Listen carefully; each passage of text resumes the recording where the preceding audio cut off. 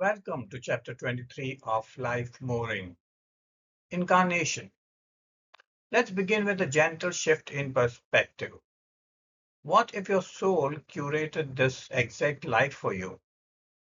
Not as punishment, not as random chance, but as a deliberate, sacred selection, an experience you chose to feel, to learn, to become. The other way to look at it is this: your soul, pure and untouched, has already walked other paths. Maybe you have lived other lives. Maybe you have explored other lessons. And this time you choose this family, this timing, these ages, and these blessings. Not to break you, but to shape you, to mold the part of you that identifies, resists, defends the ego, so your path in turn can be molded back into alignment. The soul does not bruise, it witnesses, it holds, it remembers wholeness.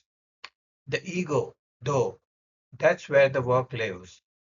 Experiences are the ego to be molded, and in return, the ego's softening reshapes the current path.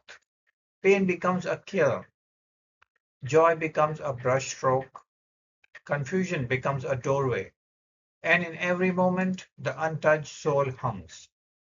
Keep going, you're right on time. So when life gets loud, don't ask why me. Ask, what is this shaping in me? Is this conflict teaching me boundaries without bitterness? Is this delay building patience without self abandonment? Is this success inviting humility without shrinking? Each answer nudges the ego into a more honest posture, and that posture changes your direction. Break, sorry, breath check. Three slow breaths. On the exhale, whisper, untouched. Remember the soul. I once met someone who kept asking for clarity while gripping every outcome. The more they clutched, the tighter life felt. When they finally relaxed their hold, just a little, the next step appeared. Not the whole map, just the next faithful inch. That's the soul's way. It doesn't rush its reveal. If today feels heavy, lay it in the kiln and let it fire you into form.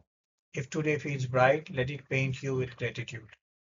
Either way, the soul remains pure, untouched, and you are becoming honest enough to carry its light.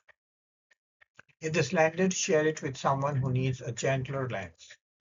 Subscribe for more chapters from Life Mooring and tell me in the comments, what is this session molding in you?